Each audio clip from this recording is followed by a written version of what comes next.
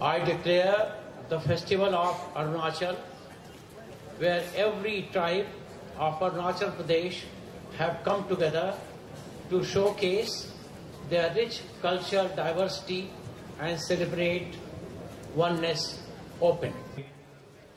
राज्य स्थापना दिवस तथा फेस्टिवल ऑफ अरुणाचल के उद्घाटन सत्र में बहुत ही जोरदार तालियां चाहेंगे दिव्य सज्जनों।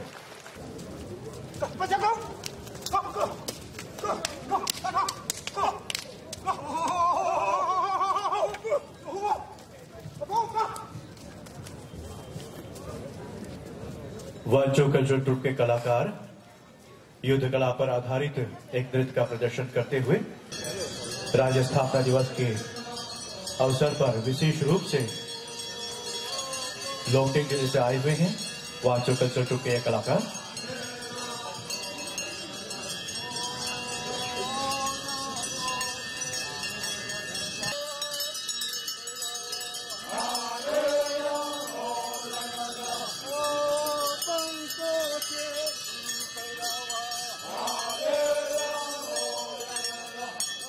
निशी कल्चरल ट्रूप के कलाकार जो एक बहुत ही बेहतरीन नृत्य का प्रदर्शन आप सबों के समक्ष करते हुए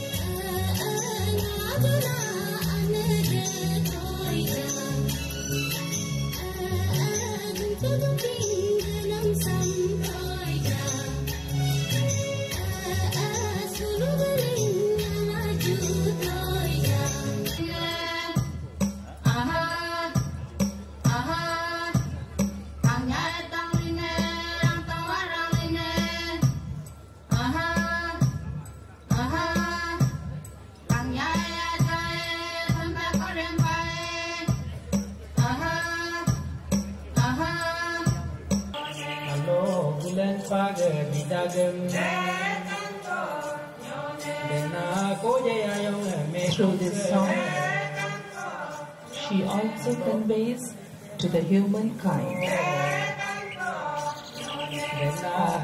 the various seasons on earth.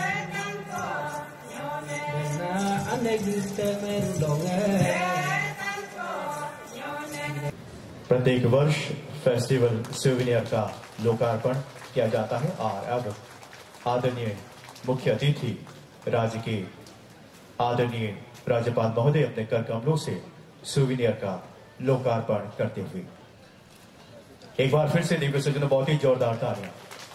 The souvenir in the form of a wall art, a carving of a mithun, the state animal, which has just been released by the chief guest. The book being released by our chief guest along with other dignitaries.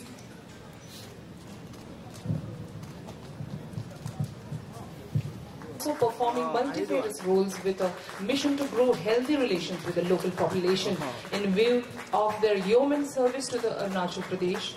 The government of Arunachal Pradesh has decided to award gold medal to the ITBP force on this 33rd Statehood Day celebration. Statehood day के लिए आप सबको बधाई देना चाहता हूं। आज यहां पर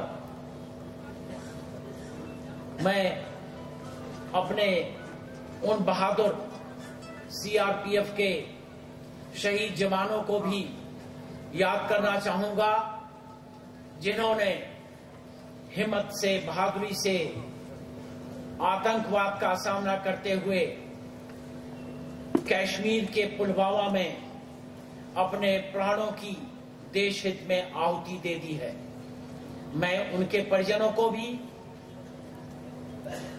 सहानुभूति के साथ नम आंखों के साथ याद कर रहा हूं और मैं ये उनको सबको और देशवासियों को यह कहना चाहूंगा कि उनकी यह शहादत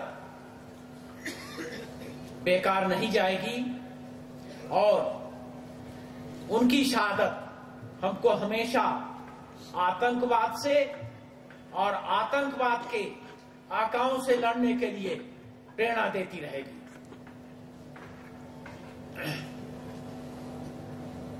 1987 में जब हमारे प्रदेश को स्टेटहुड मिला था तो उस वक्त हमारे सामने बड़ी चुनौतियां थीं और कठिनाइयां थीं। हमारा प्रदेश उस मुकाम पर नहीं था जहां पर आज है। पिछड़ा था, फोरलोन था, दिक्कतें थी। लेकिन आज के दिन में केंद्र सरकार की और खास तौर से हमारे प्रधानमंत्री श्री नरेंद्र मोदी जी की पहल से, उनकी विशेष अनुकंपा से और उनका अरुणाचल प्रदेश, हमारे प्रदेश से जो खास लगाव है, उसके वजह से हम विकास के रास्ते पर चल पड़े हैं। हमें खुशी है कि हमारे प्रदेश को एक युवा, सुलझा हुआ विकास पुरुष मुख्यमंत्री मिला है, श्री पेमा खांडू जी, जो कि हर दिन हर समय अपने प्रदेश के विकास के बारे में सोचते रहते हैं। मैं उनसे पिछले दिनों कह रहा था कि अब पिछले 2 महीने से आपके दौरे हर दिन इतने हो रहे हैं कि मुझे लगता है कि ऐसा कोई कोना नहीं है अपने प्रदेश का जहां पर वो उनका प्रयास न पहुंच रहा हो कि हमारा उत्थान हो, हम आगे बढ़े, अरुणाचल प्रदेश आगे बढ़े, हमारे युवा आगे बढ़े और हमको ऐसी फैसिलिटी मुहैया हो जो कि प्रदेश को उन्नति के मार्ग पर ले जाए।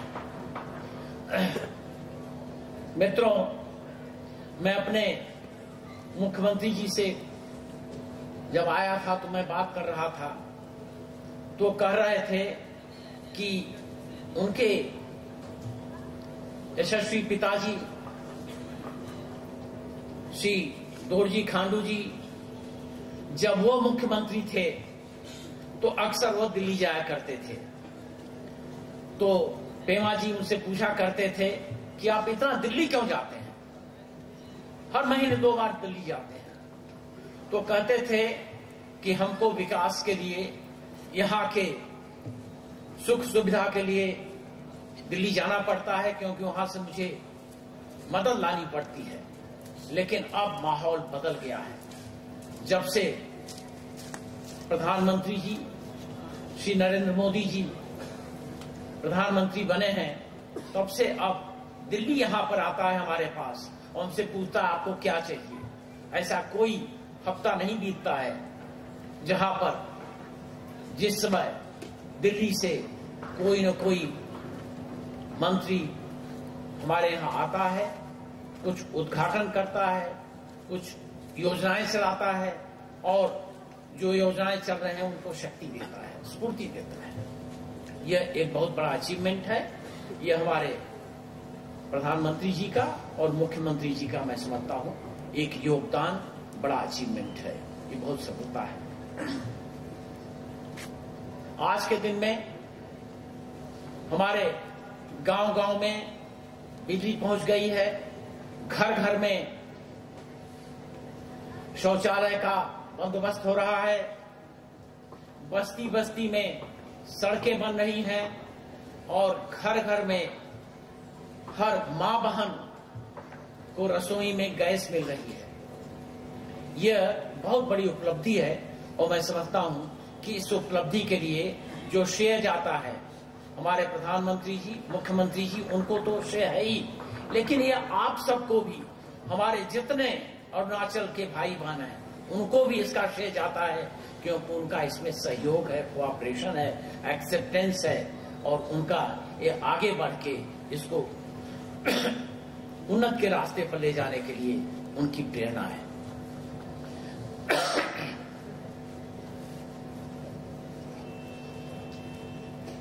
आज इस सार्वजनिक मंच से, जिसको अरुण प्रभा प्रसारित कर रही है, यहां पर हम सबको और हमारे इस कार्यक्रम को पूरा अरुणाचल प्रदेश देख रहा है, पूरा देश देख रहा है। तो आज इस मंच से मैं कुछ निवेदन करना चाहूंगा और कुछ कहना चाहूंगा, और ये इसलिए मैं कहना चाहूंगा कि हमारे सभी नागरिकों के लिए, उनके परिवार के लिए, उनके गांव के लिए और उनके शहर और राज्य के लिए यह मुफीद है, यह हितकारी है। सबसे पहले तो मैं यह कहना चाहूंगा, जिसको हमारे मुख्यमंत्री जी ने बहुत विस्तार से जिसके बारे में चर्चा की है, वो यह है कि जितनी योजनाएं, परियोजनाएं, विकास के काम हमारे यहाँ हो रहे हैं, उनमें पारदर्शिता, ईमानदारी और जिम्मेवारी होना बहुत आवश्यक है। पारदर्शिता, ईमानदारी और जिम्मेवारी, अगर इसके साथ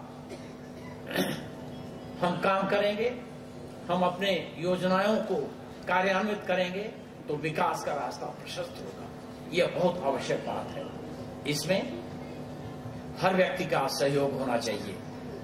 मंत्री हो, सरकारी अफसर हो, विधायक हो, गांव बूढ़ा हो, गांव बूढ़ी हो, ठेकेदार हो, कोई भी हो, ये 3 बातें आप ध्यान में रखो कि आपको जो भी ग्रांट मिलता है, जो भी विकास की योजनाएं आती हैं और जो भी यहां डेवलपमेंट का काम चल रहा है, उसमें पारदर्शिता हो, उसमें ईमानदारी हो और जिम्मेवारी हो। जितना भी ग्रांट आए वो जमीन पर लगे और पूरी मात्रा में लगे, ये बहुत आवश्यक है। और ये हमारा पहला अनुरोध आप लोगों से है।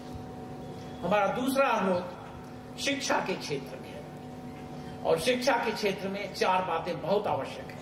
पहला, कोई भी अभिभावक, कोई भी माता पिता या पड़ोसी, अगर हमारा बच्चा 6 साल का हो गया है तो उसको स्कूल जरूर भेजें। और अगर कोई बच्चा स्कूल नहीं जा रहा है तो हर का यह कर्तव्य बनता है कि वो उठ खड़ा हो और पूछे कि यह क्यों नहीं जा रहा है, और उस बच्चे को स्कूल भेजने के लिए जो भी मदद हो सकती है करो। अपने पॉकेट से कुछ चंद रुपए खर्च करना, यह पुण्य का काम। हमारा बच्चा स्कूल जाएगा, पुण्य का काम। दूसरा, हमारे शिक्षक, उनकी भी एक बड़ी जिम्मेवारी बनती है, और उनको यह चाहिए कि वो ठीक समय पर अपने स्कूल में आए, अपने क्लास में जाएं और गुणवत्ता की शिक्षा प्रदान करें स्टूडेंट, छात्र को, उनको गाइड करें और उनके साथ एक गुरु शिष्य का व्यवहार करके उनको शिक्षा दें। यह आवश्यक है। दूसरा, हमारे दूर दराज इलाके में तमाम स्कूल हैं, कठिन इलाका है। हमारे किसी भी शिक्षक को यह नहीं होना चाहिए कि हम किसी तरीके से उस एरिया में जाने से हम कतरा जाएं। अपनी बारी में, अपने टर्न में उनको हर जगह जाना चाहिए, और यह रोटेशन सुनिश्चित होना चाहिए कि हर को बराबरी से रोटेशन मिलेगा और हर स्कूल में टीचर जाए और अपना काम करें। तीसरी बात शिक्षा के बारे में जो मैं कहना चाहूंगा, वो अपनी बेटियों को पढ़ाने का है और उनको बचाने का है, उनको मजबूत करने का है। अगर हमारी बेटियां पढ़ेंगी,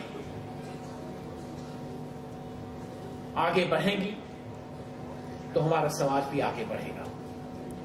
हमको यही हमारी माताएं इस धरती पर लाती हैं, पालती हैं, पोषती हैं और हमें ये विवेक देती हैं कि हम इस संसार में कैसे रहें। अगर वही नहीं पढ़ी लिखी होगी तो हमारा समाज पीछे रह जाएगा। और लास्ट में शिक्षा के क्षेत्र में मैं ये कहना चाहूंगा कि आज के दिन में एक मानसिकता है हमारे अभिभावकों में, माताओं में और पिता में। वो ये कहते हैं बच्चे को, जब बच्चा स्कूल के लिए निकलता है, कि बेटा खूब अच्छी तरीके से पढ़ना, अच्छी डिग्री लेना और अच्छी डिग्री लेने पर तुमको नौकरी मिलेगी। यह मानसिकता आज हमारे बच्चों को इस काबिल नहीं बना रही है कि वह अपने पैर पर खड़े हों। कोई भी देश दुनिया में, चाहे स्कैंडिनेवियन कंट्री हो जहां पर पॉपुलेशन कम हो रही है, वहां भी वर्कफोर्स और जॉब अवेलेबिलिटी ये कभी मिलती नहीं है, ये पैरेलल जाती है। तो इसलिए हम अपने बच्चों को ये प्रेरित करें, टीचर अपने स्टूडेंट्स को ये प्रेरित करें कि वो स्वावलंबी बने, स्टैंड अप, और तमाम ऐसी योजनाएं हैं जिनका इस्तेमाल करें और खुद नौकरी देने वाले हों और नौकरी मांगने वाले न हों। ये आवश्यक है। अगर हम ये करेंगे तो हम विकास के रास्ते पर तेज गति से आगे बढ़ेंगे। हमारा एक निवेदन अपने युवाओं से भी है, किसी भी जगह, किसी भी समाज में शांति व्यवस्था कायम करना, इसमें युवाओं का एक खास योगदान होता है और यह योगदान बहुत ही अहम होता है। और इस योगदान के लिए सभी युवाओं को स्वयं अपने आप प्रेरित रहना चाहिए। युवा का झुकाव अगर नशा की तरफ हो गया तो वह युवा अपने को नुकसान पहुंचाता है, अपने परिवार को नुकसान पहुंचाता है, अपने गांव को नुकसान पहुंचाता है, समाज को, क्योंकि उसका योगदान समाज के लिए नहीं हो पाता है। इसलिए नशा की तरफ झुकाव हमारे युवा न करें। यह बहुत आवश्यक है और मैं समझता हूं कि हमारे युवाओं को यह समझना चाहिए। दूसरा, हमारे कुछ जनपदों में अपराधी संगठनों का